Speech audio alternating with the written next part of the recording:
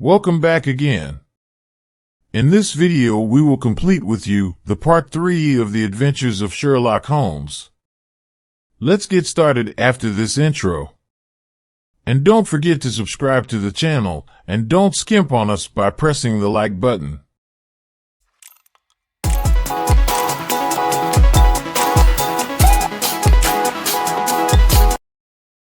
Part 3. A Case of Identity. "My dear fellow," said Sherlock Holmes as we sat on either side of the fire in his lodgings at Baker Street, "life is infinitely stranger than anything which the mind of man could invent. We would not dare to conceive the things which are really mere commonplaces of existence. If we could fly out of that window hand in hand, hover over this great city, gently remove the roofs, and peep in at the queer things which are going on, the strange coincidences, the plannings, the cross-purposes, the wonderful chains of events working through generations, and leading to the most outre results, it would make all fiction with its conventionalities and foreseen conclusions most stale and unprofitable. And yet I am not convinced of it," I answered. "The cases which come to light in the papers are, as a rule, bald enough and vulgar enough. We have in our police reports realism pushed to its extreme limits, and yet the result is, it must be confessed, neither fascinating nor artistic. A certain selection and discretion must be used in producing a realistic effect," remarked Holmes.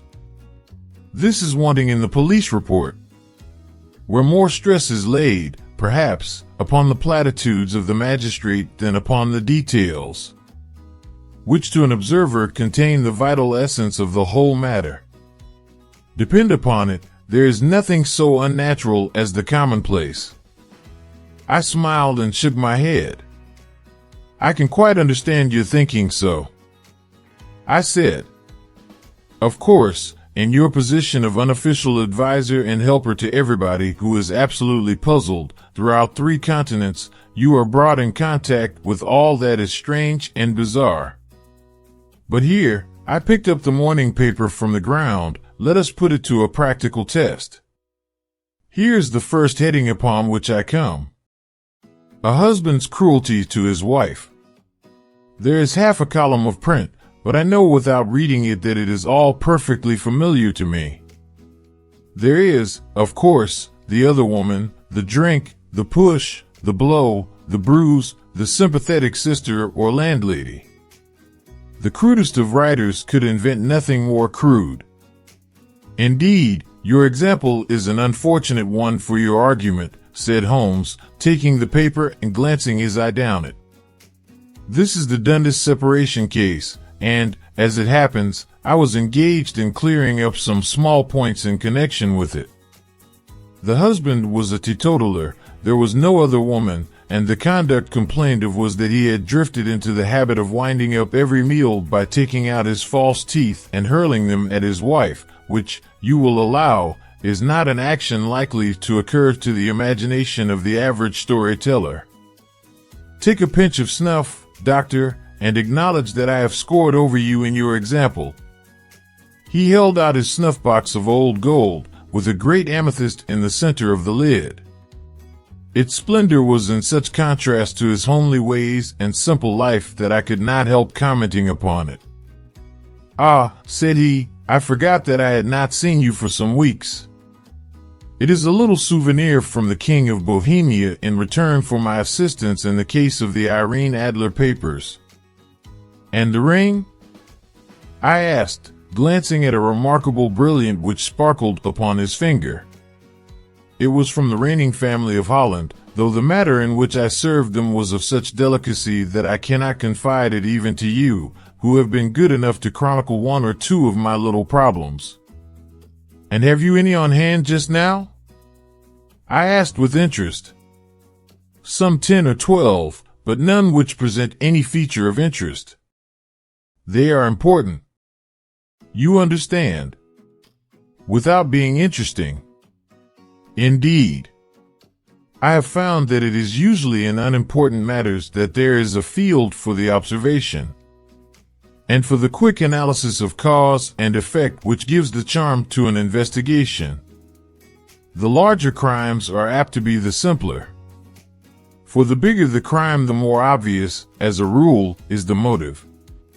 In these cases, save for one rather intricate matter which has been referred to me from Marseilles, there is nothing which presents any features of interest. It is possible, however, that I may have something better before very many minutes are over. For this is one of my clients, or I am much mistaken. He had risen from his chair and was standing between the parted blinds, gazing down into the dull neutral-tinted London street. Looking over his shoulder, I saw that on the pavement opposite there stood a large woman with a heavy fur boa around her neck, and a large curling red feather in a broad-brimmed hat which was tilted in a coquettish Duchess of Devonshire fashion over her ear.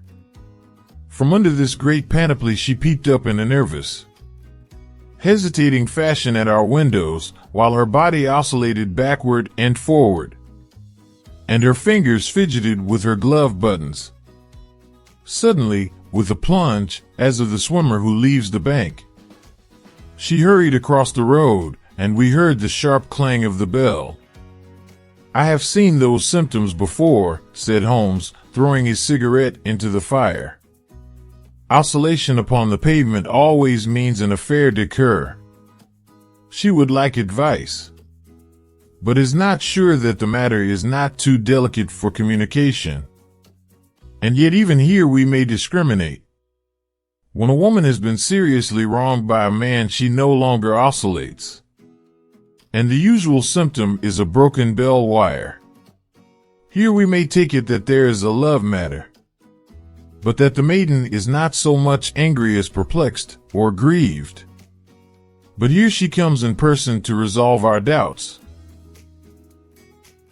As he spoke there was a tap at the door, and the boy in buttons entered to announce Miss Mary Sutherland, while the lady herself loomed behind his small black figure like a full-sailed merchantman behind a tiny pilot boat. Sherlock Holmes welcomed her with the easy courtesy for which he was remarkable, and, having closed the door and bowed her into an armchair, he looked her over in the minute and yet abstracted fashion which was peculiar to him. "Do you not find," he said, "that with your short-sight it is a little trying to do so much typewriting?" "I did at first," she answered, "but now I know where the letters are without looking." Then, suddenly realizing the full purport of his words, she gave a violent start and looked up, with fear and astonishment upon her broad, good-humored face. "You've heard about me, Mr. Holmes," she cried, "else how could you know all that?"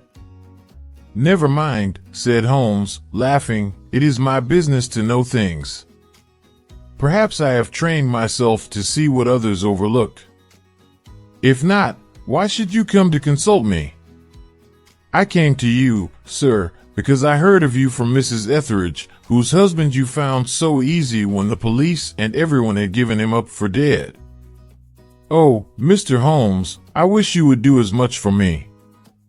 I'm not rich, but still I have 100 a year in my own right, besides the little that I make by the machine, and I would give it all to know what has become of Mr. Hosmer Angel." "Why did you come away to consult me in such a hurry?" asked Sherlock Holmes, with his fingertips together and his eyes to the ceiling. Again a startled look came over the somewhat vacuous face of Miss Mary Sutherland. "Yes, I did bang out of the house," she said, "for it made me angry to see the easy way in which Mr. Windibank, that is, my father, took it all. He would not go to the police, and he would not go to you. And so at last, as he would do nothing and kept on saying that there was no harm done, it made me mad, and I just on with my things and came right away to you." "Your father," said Holmes, "your stepfather, surely, since the name is different." "Yes, my stepfather. I call him father, though it sounds funny, too, for he is only 5 years and 2 months older than myself. And your mother is alive? Oh, yes, mother is alive and well. I wasn't best pleased, Mr. Holmes, when she married again so soon after father's death. And a man who was nearly 15 years younger than herself. Father was a plumber in the Tottenham Court Road. And he left a tidy business behind him, which mother carried on with Mr. Hardy, the foreman, but when Mr. Windibank came he made her sell the business. For he was very superior, being a traveller in wines. They got £4,700 for the goodwill and interest, which wasn't near as much as father could have got if he had been alive. I had expected to see Sherlock Holmes impatient under this rambling and inconsequential narrative, but, on the contrary, he had listened with the greatest concentration of attention. "Your own little income," he asked, "does it come out of the business?" "Oh, no, sir. It is quite separate and was left me by my Uncle Ned in Auckland. It is in New Zealand stock, paying 4.5%. £2,500 was the amount, but I can only touch the interest." "You interest me extremely," said Holmes. "And since you draw so large a sum as 100 a year, with what you earn into the bargain, you no doubt travel a little and indulge yourself in every way. I believe that a single lady can get on very nicely upon an income of about £60.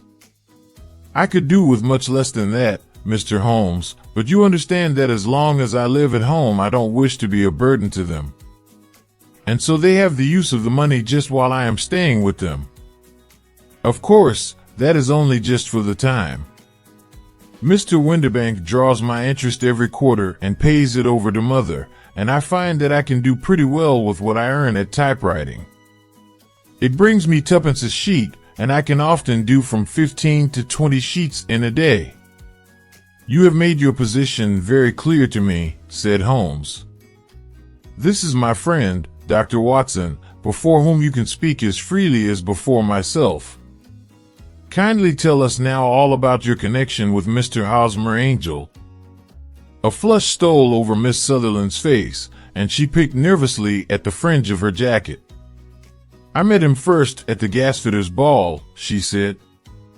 "They used to send father tickets when he was alive, and then afterwards they remembered us and sent them to mother.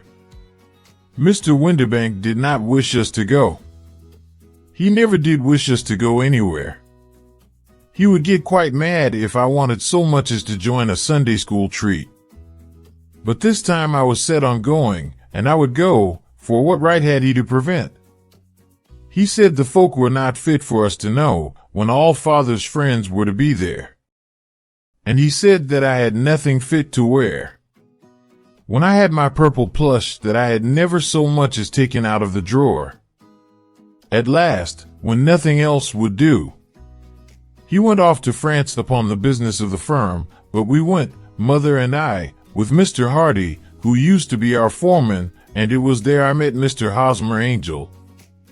I suppose, said Holmes, that when Mr. Windibank came back from France he was very annoyed at your having gone to the ball. Oh, well, he was very good about it. He laughed, I remember, and shrugged his shoulders, and said there was no use denying anything to a woman, for she would have her way. I see. Then at the gasfitters' ball you met, as I understand, a gentleman called Mr. Hosmer Angel. Yes, sir. I met him that night, and he called next day to ask if we had got home all safe, and after that we met him, that is to say, Mr. Holmes, I met him twice for walks, but after that father came back again, and Mr. Hosmer Angel could not come to the house any more. No? Well, you know father didn't like anything of the sort. He wouldn't have any visitors if he could help it. And he used to say that a woman should be happy in her own family circle. But then, as I used to say to mother, a woman wants her own circle to begin with. And I had not got mine yet. But how about Mr. Hosmer Angel? Did he make no attempt to see you? Well, father was going off to France again in a week. And Hosmer wrote and said that it would be safer and better not to see each other until he had gone. We could write in the meantime. And he used to write every day. I took the letters in the morning, so there was no need for father to know. Were you engaged to the gentleman at this time? Oh, yes, Mr. Holmes. We were engaged after the first walk that we took. Hosmer, Mr. Angel, was a cashier in an office in Leadenhall Street, and... What office? That's the worst of it, Mr. Holmes, I don't know. Where did he live, then? He slept on the premises. And you don't know his address?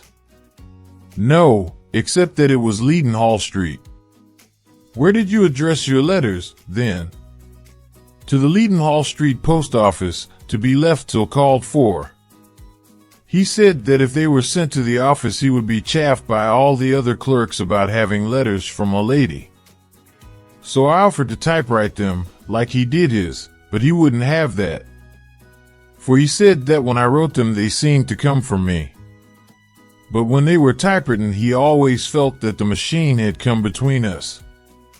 That will just show you how fond he was of me, Mr. Holmes, and the little things that he would think of. It was most suggestive, said Holmes. It has long been an axiom of mine that the little things are infinitely the most important. Can you remember any other little things about Mr. Hosmer Angel? He was a very shy man, Mr. Holmes. He would rather walk with me in the evening than in the daylight. For he said that he hated to be conspicuous. Very retiring and gentlemanly he was. Even his voice was gentle. He had the quinsy and swollen glands when he was young, he told me. And it had left him with a weak throat and a hesitating, whispering fashion of speech. He was always well dressed, very neat and plain. But his eyes were weak, just as mine are, and he wore tinted glasses against the glare. Well, and what happened when Mr. Windibank, your stepfather, returned to France? Mr. Hosmer Angel came to the house again and proposed that we should marry before father came back. He was in dreadful earnest and made me swear, with my hands on the testament, that whatever happened I would always be true to him. Mother said he was quite right to make me swear, and that it was a sign of his passion. Mother was all in his favor from the first and was even fonder of him than I was. Then, when they talked of marrying within the week, I began to ask about father, but they both said never to mind about father, but just to tell him afterwards, and mother said she would make it all right with him. I didn't quite like that, Mr. Holmes. It seemed funny that I should ask his leave, as he was only a few years older than me, but I didn't want to do anything on the sly. So I wrote to father at Bordeaux, where the company has its French offices. But the letter came back to me on the very morning of the wedding. It missed him, then? Yes, sir, for he had started to England just before it arrived. Ha! That was unfortunate. Your wedding was arranged, then, for the Friday. Was it to be in church? Yes, sir, but very quietly. It was to be at St. Saviour's, near King's Cross. And we were to have breakfast afterwards at the St. Pancras Hotel. Hosmer came for us in a hansom. But as there were two of us, he put us both into it and stepped himself into a four-wheeler, which happened to be the only other cab in the street. We got to the church first, and when the four-wheeler drove up we waited for him to step out. But he never did, and when the cabman got down from the box and looked, there was no one there. The cabman said that he could not imagine what had become of him, for he had seen him get in with his own eyes. That was last Friday, Mr. Holmes, and I have never seen or heard anything since then to throw any light upon what became of him. It seems to me that you have been very shamefully treated, said Holmes. Oh, no, sir. He was too good and kind to leave me so. Why, all the morning he was saying to me that, whatever happened, I was to be true, and that even if something quite unforeseen occurred to separate us, I was always to remember that I was pledged to him, and that he would claim his pledge sooner or later. It seemed strange talk for a wedding morning, but what has happened since gives a meaning to it. Most certainly it does. Your own opinion is, then, that some unforeseen catastrophe has occurred to him? Yes, sir. I believe that he foresaw some danger, or else he would not have talked so. And then I think that what he foresaw happened. But you have no notion as to what it could have been? None. One more question. How did your mother take the matter? She was angry, and said that I was never to speak of the matter again. And your father? Did you tell him? Yes, and he seemed to think, with me, that something had happened, and that I should hear of Hosmer again. As he said, what interest could anyone have in bringing me to the doors of the church? And then leaving me? Now, if he had borrowed my money, or if he had married me and got my money settled on him, there might be some reason, but Hosmer was very independent about money and never would look at a shilling of mine. And yet, what could have happened?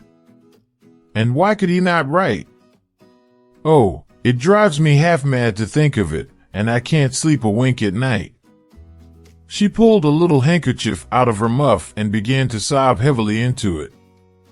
I shall glance into the case for you, said Holmes, rising, and I have no doubt that we shall reach some definite result. Let the weight of the matter rest upon me now, and do not let your mind dwell upon it further. Above all, try to let Mr. Hosmer Angel vanish from your memory, as he has done from your life. Then you don't think I'll see him again? I fear not. Then what has happened to him? You will leave that question in my hands. I should like an accurate description of him and any letters of his which you can spare. I advertised for him in last Saturday's Chronicle, said she. Here is the slip, and here are 4 letters from him.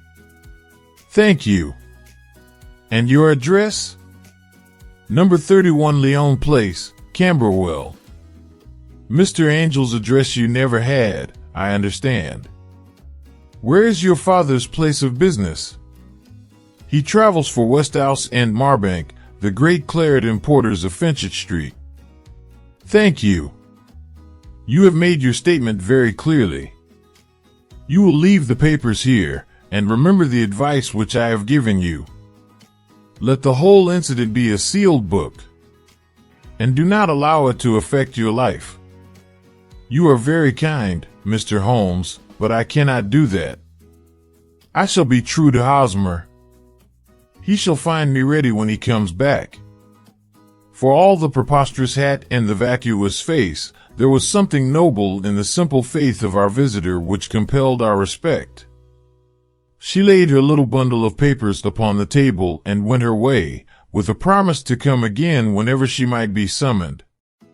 Sherlock Holmes sat silent for a few minutes with his fingertips still pressed together, his legs stretched out in front of him, and his gaze directed upward to the ceiling.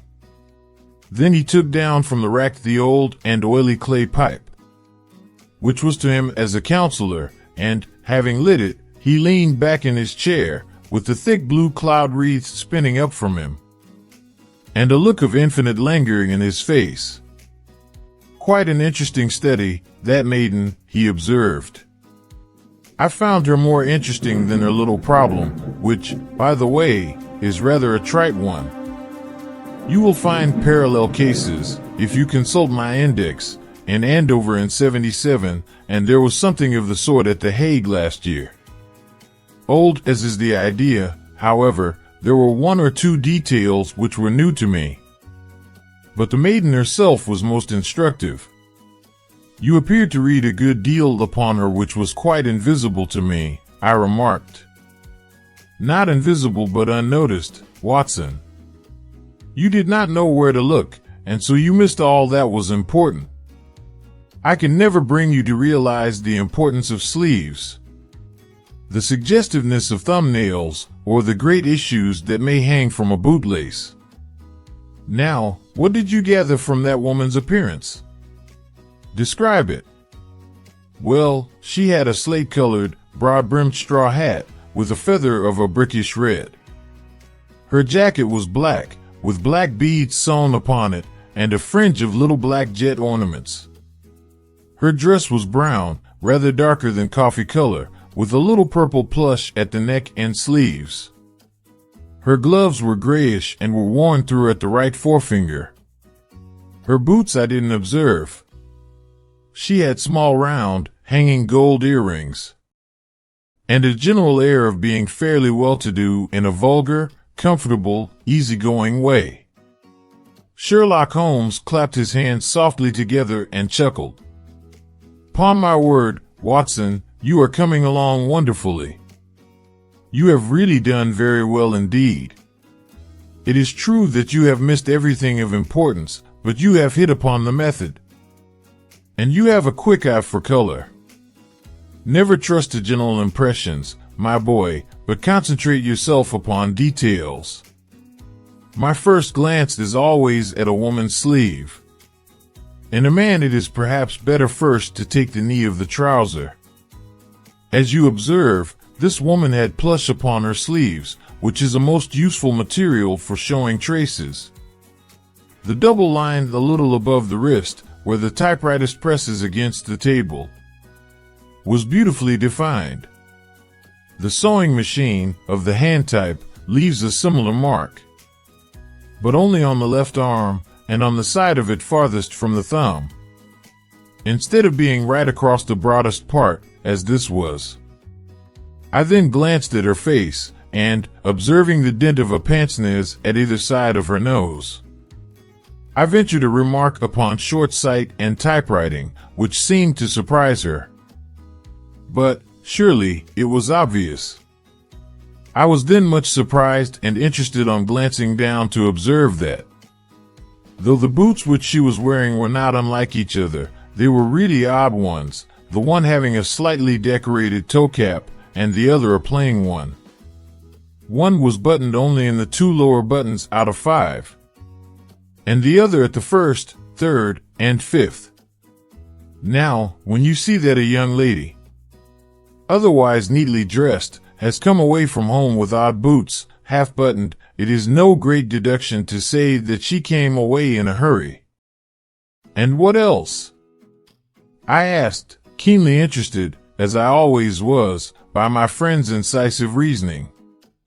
I noted, in passing, that she had written a note before leaving home, but after being fully dressed. You observed that her right glove was torn at the forefinger, but you did not apparently see that both glove and finger were stained with violet ink. She had written in a hurry and dipped her pen too deep. It must have been this morning, or the mark would not remain clear upon the finger. All this is amusing, though rather elementary. But I must go back to business, Watson. Would you mind reading me the advertised description of Mr. Hosmer Angel? I held the little printed slip to the light. Missing, it said, on the morning of the 14th, a gentleman named Hosmer Angel, about 5 feet 7 in height, strongly built, sallow complexion, black hair, a little bald in the center, bushy, black side whiskers and mustache, tinted glasses, slight infirmity of speech.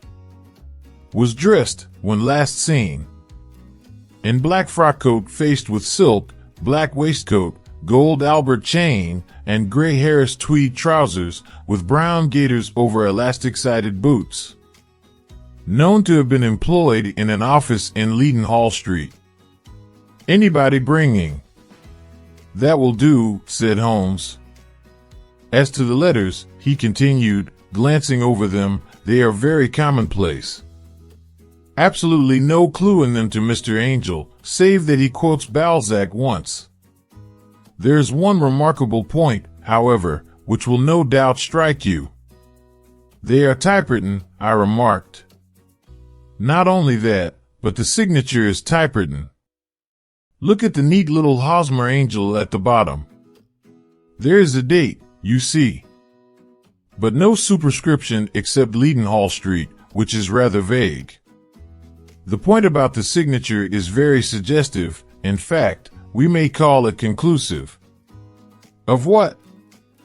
My dear fellow, is it possible you do not see how strongly it bears upon the case? I cannot say that I do unless it were that he wished to be able to deny his signature if an action for breach of promise were instituted. No, that was not the point. However, I shall write 2 letters, which should settle the matter. One is to a firm in the city. The other is to the young lady's stepfather, Mr. Windibank, asking him whether he could meet us here at 6 o'clock tomorrow evening. It is just as well that we should do business with the male relatives. And now, Doctor, we can do nothing until the answers to those letters come. So we may put our little problem upon the shelf for the interim.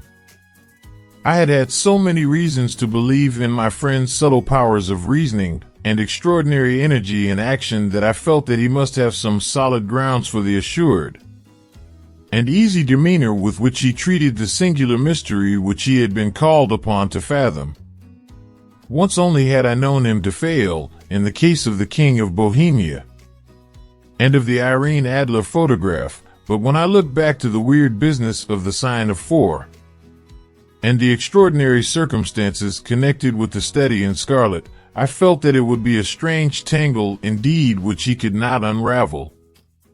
I left him then, still puffing at his black clay pipe, with the conviction that when I came again on the next evening, I would find that he held in his hands all the clues which would lead up to the identity of the disappearing bridegroom of Miss Mary Sutherland. A professional case of great gravity was engaging my own attention at the time, and the whole of next day I was busy at the bedside of the sufferer. It was not until close upon 6 o'clock that I found myself free and was able to spring into a hansom and drive to Baker Street, half afraid that I might be too late to assist at the denouement of the little mystery. I found Sherlock Holmes alone, however, half asleep, with his long, thin form curled up in the recesses of his armchair. A formidable array of bottles and test tubes, with the pungent cleanly smell of hydrochloric acid, told me that he had spent his day in the chemical work which was so dear to him. "Well, have you solved it?" I asked as I entered. "Yes. It was the bisulfate of baryta." No, the mystery," I cried. "Oh, that. I thought of the salt that I have been working upon. There was never any mystery in the matter, though, as I said yesterday, some of the details are of interest. The only drawback is that there is no law, I fear, that can touch the scoundrel. Who was he, then, and what was his object in deserting Miss Sutherland?" The question was hardly out of my mouth, and Holmes had not yet opened his lips to reply, when we heard a heavy footfall in the passage and a tap at the door. "This is the girl's stepfather, Mr. James Windibank," said Holmes. "He has written to me to say that he would be here at 6. Come in." The man who entered was a sturdy, middle-sized fellow, some 30 years of age, clean-shaven and sallow-skinned, with a bland, insinuating manner and a pair of wonderfully sharp and penetrating gray eyes. He shot a questioning glance at each of us, placed his shiny top hat upon the sideboard, and with a slight bow settled down into the nearest chair. "Good evening, Mr. James Windibank," said Holmes. "I think that this typewritten letter is from you, in which you made an appointment with me for 6 o'clock. "Yes, sir. I am afraid that I am a little late, but I am not quite my own master, you know. I am sorry that Miss Sutherland has troubled you about this little matter, for I think it is far better not to wash linen of the sort in public. It was quite against my wishes that she came. But she is a very excitable, impulsive girl, as you may have noticed. And she is not easily controlled when she has made up her mind on a point. Of course, I did not mind you so much, as you are not connected with the official police. But it is not pleasant to have a family misfortune like this noised abroad. Besides, it is a useless expense, for how could you possibly find this Hosmer Angel? On the contrary, said Holmes quietly, I have every reason to believe that I will succeed in discovering Mr. Hosmer Angel. Mr. Windibank gave a violent start and dropped his gloves. I am delighted to hear it, he said. It is a curious thing, remarked Holmes, that a typewriter has really quite as much individuality as a man's handwriting. Unless they are quite new. No two of them write exactly alike. Some letters get more worn than others. And some were only on one side. Now, you remark in this note of yours, Mr. Windibank, that in every case there is some little slurring over of the E, and a slight defect in the tail of the R. There are 14 other characteristics. But those are the more obvious. We do all our correspondence with this machine at the office. And no doubt it is a little worn, our visitor answered, glancing keenly at Holmes with his bright little eyes. And now I will show you what is really a very interesting study, Mr. Windibank, Holmes continued. I think of writing another little monograph some of these days on the typewriter and its relation to crime. It is a subject to which I have devoted some little attention. I have here 4 letters which purport to come from the missing man. They are all typewritten. In each case, not only are the E's slurred and the R's tailless, but you will observe, if you care to use my magnifying lens, that the 14 other characteristics to which I have alluded are there as well. Mr. Windibank sprang out of his chair and picked up his hat. I cannot waste time over this sort of fantastic talk, Mr. Holmes, he said. If you can catch the man, catch him, and let me know when you have done it.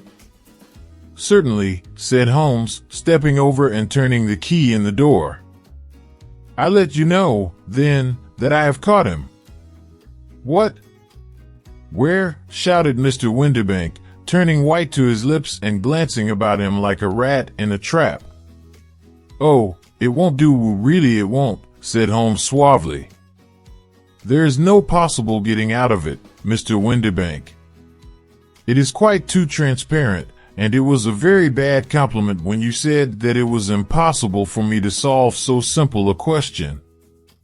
That's right. Sit down and let us talk it over. Our visitor collapsed into a chair, with a ghastly face and a glitter of moisture on his brow. It's not actionable, he stammered.